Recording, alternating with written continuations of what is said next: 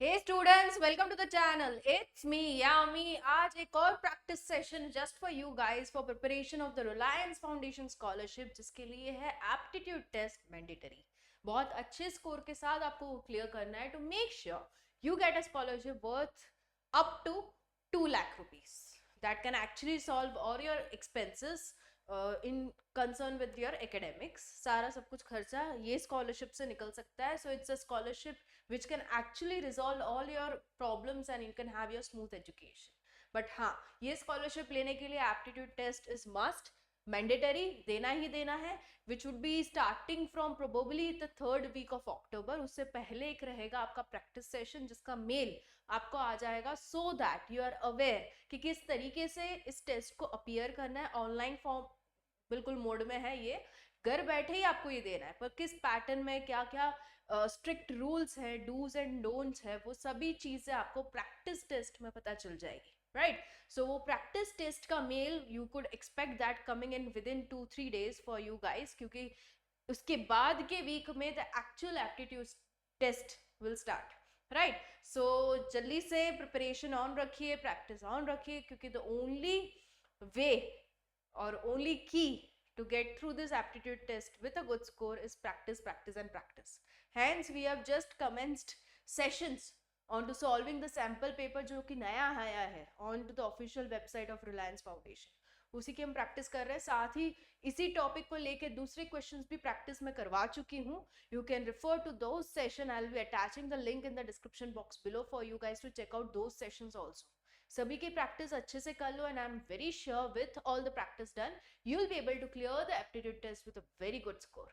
Right, so let's begin with the verbal ability जिसके 10 question पहले ले चुकी हूँ मैं और 10 जो है वो अभी ले रहे हूँ. Right, so let's begin. Yes, here we go. I have prepared a PPT so that it's all clear on to you for on the board. Yeah, so choose the correct pronoun for the underlying word. यहाँ पे जो underlying word है वो they है. This has been given into the sample paper only. I am solving the sample paper questions जो कि नया आया है onto the website. Right, so the underlying word here is they. उसकी जगह करेक्ट प्रोनाउन कौन सा होगा? ऑफ कोर्स दे नहीं रहेगा. क्या यूज करना है? वो 4 ऑप्शन में से आपको सेलेक्ट करना है. Right, so they must have a valid visa for dash to travel to the United States of America. For they to travel तो हो ही नहीं सकता. राइट, उनको अगर अमेरिका ट्रैवल करना है तो उनके पास वैलिड वीजा होना जरूरी है. तो दे के जगह हम कौन सा दे का प्रोनाउन यूज करेंगे वहां पे? So it's obvious out of the 4 option. आप सारा सब डाल के भी एक बार देख सकते हो. अंडर दिस केसेस, ऐसे वाले क्वेश्चंस में you need to check out with each of the option. Like they must have a valid visa for everyone to travel. No. Okay, they must have a valid visa for everybody to travel. No. They must have a valid visa for each to travel. No. For them to travel. Right, so the correct pronoun यहाँ पे जो बैठेगा वो है them. Clear? So this is how you can try with other options. जो suitable नहीं लग रहा वो निकलते जाएंगे options. You are left with just one option which is right. Right, so use a prefix to form the antonym of the word match. Okay, match का antonym, antonym मतलब opposite of that. Okay, और synonym मतलब same word, same meaning word. Okay, so यहाँ पे antonym चाहिए match का, तो match के आगे क्या लगाएंगे तो उसका ऑपोजिट बन जाएगा. We already have use this word many a times in our day to day life. ये आउटफिट थोड़े से मिसमैच हो रहे हैं. Right, like outfits of Ranveer Singh, Karan Johar, जिसके हमें आउटफिट्स लगते हैं कि क्या पहन रहा है, मिसमैच पहन रहा है. And कहीं ना कहीं for females mismatching is now a trend. Okay, so we have used this word mismatch many a times. Okay, so C option, miss, will come over here. Next in the list is Laura is usually dash then her sister Lisi. Okay, यहाँ पे dash है. Okay, और लिखा है then. तो always जब ये then लिखते हैं we are using a comparison. Okay, THAN then वाला, तो हम कंपैरिजन वाला देख रहे हैं, तो उसमें क्या आएगा? मोर चीयरफुल. राइट, सो यहाँ पे मोस्ट कब आएगा? सबसे ज्यादा. ओके, एंड देन यूज कर रहे हैं तो in comparison to one more cheerful. Right, so क्या आ जाएगा? More cheerful. The C option here. Okay, what does the abbreviation ACA means for? Okay, so हम काफी बार ये यूज करते हैं इन केस कोई ग्रीक वर्ड आ गया, फ्रेंच वर्ड आ गया, तो हम भी यूज आका करके उसका meaning, right? So aka means also known as, उसका synonym. Okay, so option B goes aka, also known as. It is the whole of last week. Okay, it is the whole of last week. यहाँ पे blank आ जाएगा, तो उसमें क्या आएगा? This is the blank over here. Okay, not mention but it's a blank. So it's it the whole week. यहाँ पे जो है वो ब्लैंक में आपको क्या फिलअप करना है वो मैं बता देती हूँ. Okay, so just a second, I'll just reverse the slide. Go here. Yeah, इसमें I'll just put up the blank so that it is more clear to you now. Yeah, so it's previous slide.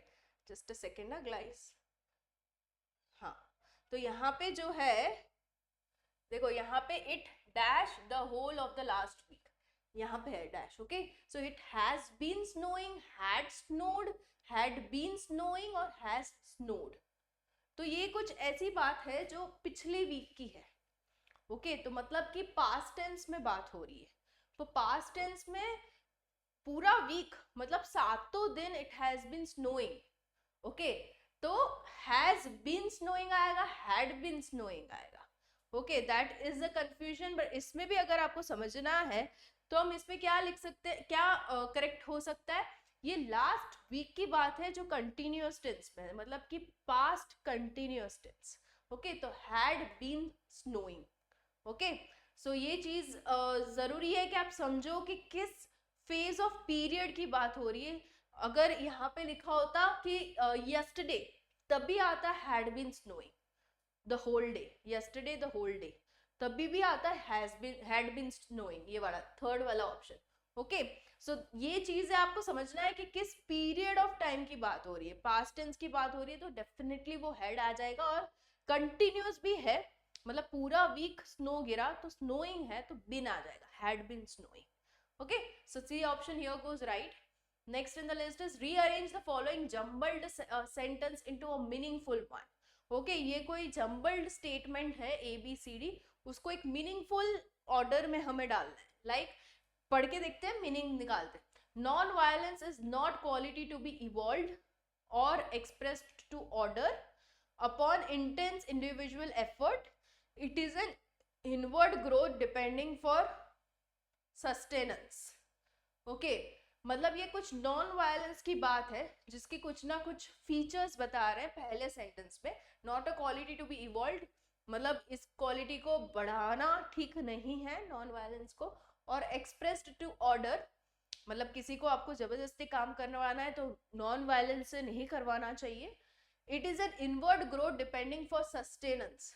Okay, अपने आप को sustain करने के लिए जो आप ये यूज करते हो non violence, which is an inward growth, उल्टा ग्रोथ हो रहा है आपका, सही वाला ग्रोथ नहीं हो रहा, इनटू पॉजिटिव डायरेक्शन नहीं हो रहा. Upon intense individual effort. Okay, so ये तीनों जो है वो क्वालिटी दिखा रहा है. एंड लास्ट में जो कह रहा है inward growth upon intense individual effort. Okay, तो ये दोनों स्टेटमेंट करेक्ट है, कनेक्टेड है.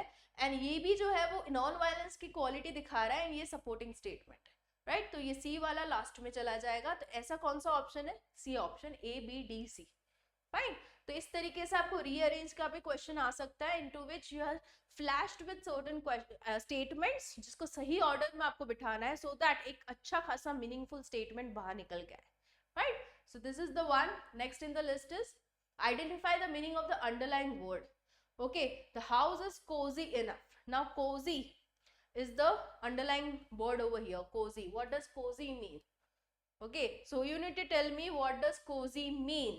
Okay, so if we go with the correct option over here, big, comfortable, beautiful या neat. cozy मतलब एकदम ही like we usually prefer into winters, जब हमें ठंडी रहती है तो we take the blanket and just feel cozy and sleep, right? That is comfortable.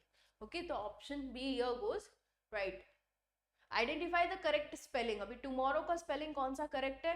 Spelling का is scoring is in a way not guaranteed, क्योंकि इसके लिए आपको बहुत ही अपनी वोकेबुलरी, अपनी मेमोरी को स्ट्रॉन्ग रखते हुए ये इसमें आप स्कोर कर सकते हो. So this is question which can just guarantee you marks. ये हो सकता है बाई चांस ऐसा कोई वर्ड आ जाए जिसका स्पेलिंग आपको कंफर्म पता है, तो you can absolutely score. Okay, so या टुमारो में the very first option A is in the list is the right. Tomorrow, TOMORROW. Okay, which of the following is the antonym of terminate? Okay, antonym again जैसे कि मैंने बताया आपको, antonym मतलब opposite, opposite of terminate. terminate मतलब खत्म करना. ये नहीं कहते हम टास्क को टर्मिनेट करो. रॉ एजेंट्स वगैरह बात कर जो करते हैं, तो we usually they use the word जो हमने मूवीज में भी काफी बार सुना है, टर्मिनेट मतलब खत्म करना. तो उसका ऑपोजिट क्या होगा? स्टार्ट करना. The start would be commence, commencement जिसे हम कहते हैं, commence. Okay, C option, opposite of terminate. Read the dialogue and choose the most appropriate option. Do you want me to drop you at the office today? ये स्मिता और नवीन एक दूसरे से बात कर रहे हैं, तो ये कह रहा है नवीन का कौन सा इन चारों में से रिप्लाई होगा. इसके बाद स्मिता कहेगी इट्स अ प्लेजर. ओके, पहले स्मिता ने पूछा do you want me to drop you at the office today, क्या आप चाहते हो कि मैं आपको ऑफिस ड्रॉप करूं. तो नवीन ने क्या कहा होगा जिसके बाद स्मिता ने कहा इट्स अ प्लेजर. तो ऑफ कोर्स नवीन ने कुछ ऐसा कहा होगा कि कीजिए, अगर if you are not getting any struggle तो कीजिएगा ड्रॉप. ओके, तभी आ जाके ये रिप्लाई आता है ना, it's a pleasure. Don't worry, I will manage. I am not going to office today. It's raining heavily. How will you drive? That will be very helpful. क्या आएगा बोलो? इसमें थोड़ा सा सोचने की आपको जरूरत है and you will B clear with the answer. It's a pleasure लिखा है मतलब अग्री किया ना. ओके, इन अ वे, तो that would be very helpful. Okay, मेरे लिए हेल्पफुल रहेगा अगर आप मुझे ऑफिस ड्रॉप करो. तो इसमें स्मिता कह रही है इट्स अ प्लेजर, मेरा भी pleasure. I am more than happy to help you with that. Okay, so that is how the communication goes. तो इस तरीके के क्वेश्चंस ये थे दूसरे 10 वर्बल एबिलिटी के क्वेश्चंस. इस तरीके के आ सकते हैं आपको क्वेश्चंस जिसमें स्पेलिंग वाला जो क्वेश्चन है कहीं ना कहीं you can guarantee yourself marks. But हाँ, दूसरे जो टाइप के क्वेश्चन है इस तरीके के with practice you can absolutely guarantee yourself marks. Right, so hope it helped you guys. I'll be coming up next with numerical ability questions as well as analytical ability questions. दोनों के ही 20-20 questions है जिसको हम solve करेंगे and will make it very sure you're able to score it beautifully. Right, all the best for your aptitude test preparation for Reliance Foundation Scholarship. Best of luck guys. Bye bye.